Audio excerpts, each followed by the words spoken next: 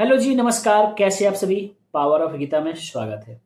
तो कैसा चल रहा है आपका स्टडी? और पहले ये बताइए कि आप लोग कितने लोगों को फिर आप मोटिवेट कर चुके हैं कि हाँ, गीता पढ़ना कितना ज़रूरत है, और कितने लोगों को आप है जो फिर उस रास्ते पे लेकर आ गए? अगर आप सच बता रहे हैं ना, अगर आप खुद को मोटिवेट कर रहे हैं और फिर आप किसी को आप नहीं दे रहे हैं ना, तो फिर ये ज्ञान का कोई मतलब नहीं हुआ। फिर आप अंदर वो आप नहीं जगा रहे हैं जो जिस चीज़ को जगाना चाहिए। तो खुद को जगाइए और सभी लोग को भी जगाइए, तभी हो सकता है। नहीं तो फिर अकेले पेट भरने से कुछ नहीं होगा।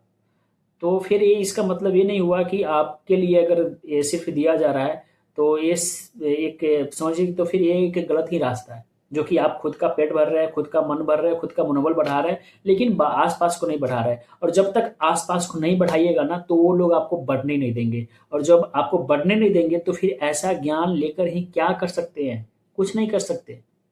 इसलिए आपके अंदर जब वो शक्ति जाग रहा है ना, तो फिर दूसरों को भी जगाइए और फिर साथ लेकर चलिए, तब मजा आएगा।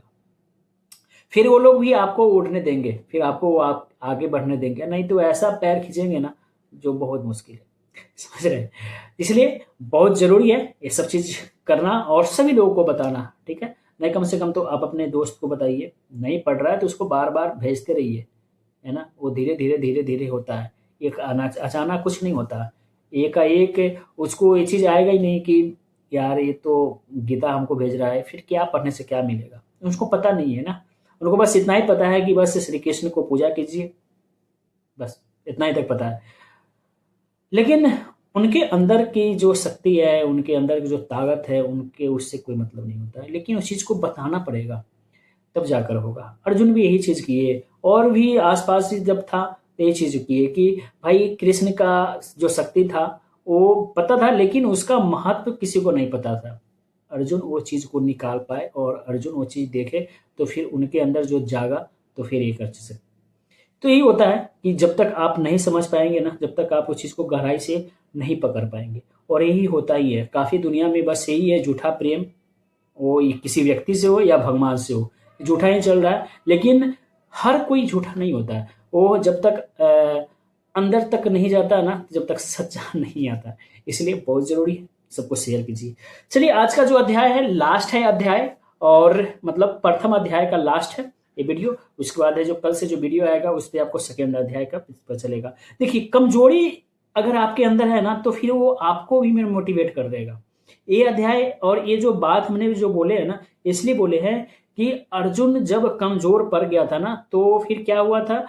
कृष्ण को ही मोटिवेट कर रहे थे, कृष्ण को ही बता रहे थे, सारे ज्ञान दे रहे थे, और कृष्ण को ही कमजोर कर रहे थे। लेकिन कृष्ण तो कृष्ण है, वो कमजोर क्यों होंगे? उनको पता था कि ये क्या बोल रहा है, नहीं बोल रहा है, और फिर इसके अकॉर्डिंग क्या करना है। इसलिए बोल रहे हैं कि जब आपके अंदर वो चीज शक्ति आ जाएगा ना, तो जब तक आप बगल वालों को नहीं बताइएगा, जब तक आप अपने आसपास को नहीं बताइएगा, उस माहौल को नहीं बनाइएगा ना, तो वो माहौल आपको ही बोलेगा कि यार ऐसा मत करो, बस पूजा पाठ कर लिया काफी है। लेकिन आपके अंदर पता चलेगा कि क्या बोल रहा है, नहीं बोल रहा है, और इसके क्या फिर देना है। इसलिए आइए स्टार्ट करते हैं। यहाँ पे देखिए अर्जुन कैसे क्या बोलते हैं, जो बोलते हैं, "है कृष्ण"। श्लोक नंबर 36 से 42, पहले एक पार्ट में कर दे, उसके बाद सेकंड।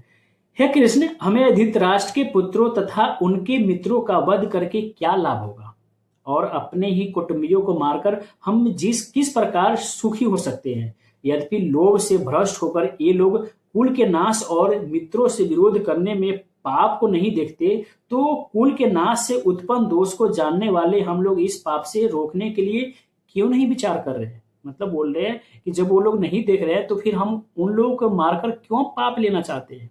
समझिए।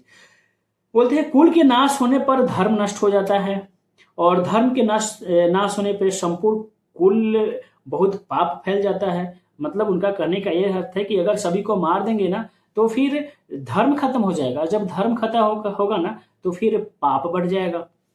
अब कृष्ण भी समझ रहे कि भाई ये क्या करे, क्या बोल रहा है।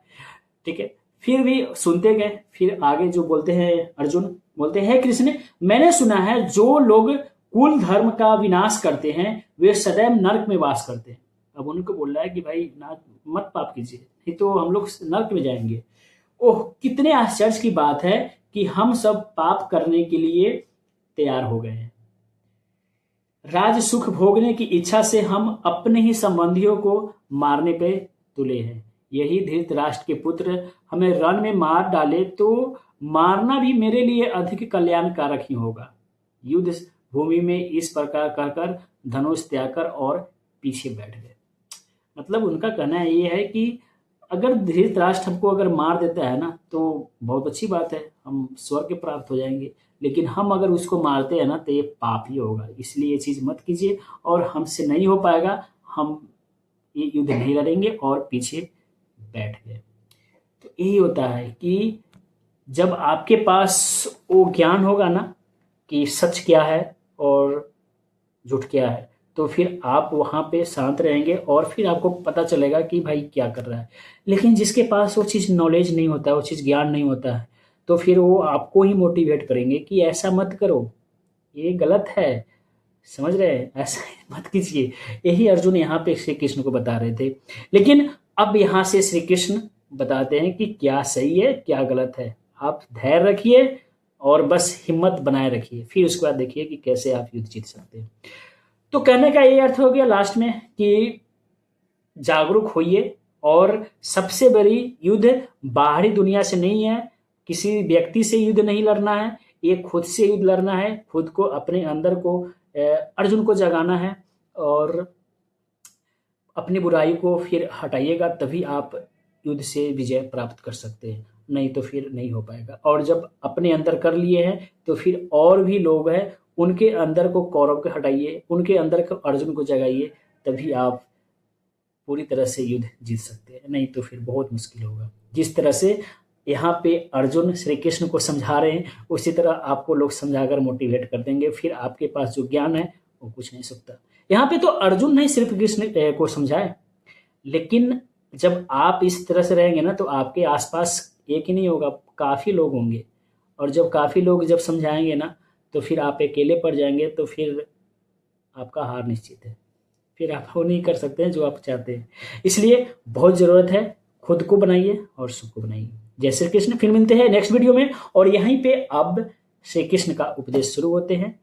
तो जल्दी, अगर आप सब्सक्राइब नहीं किए तो कर लीजिए ताकि आपको वो वीडियो तक पहुंच सके और फिर आप यहाँ से स्टार्ट कर सकते हैं। ओके, बहुत बहुत धन्यवाद।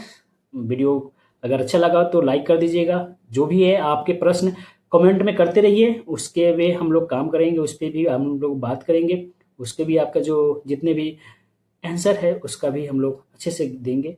और समझते रहिए गीता और सभी को बताते रहिए। बहुत बहुत धन्यवाद, मिलते हैं नेक्स्ट वीडियो में।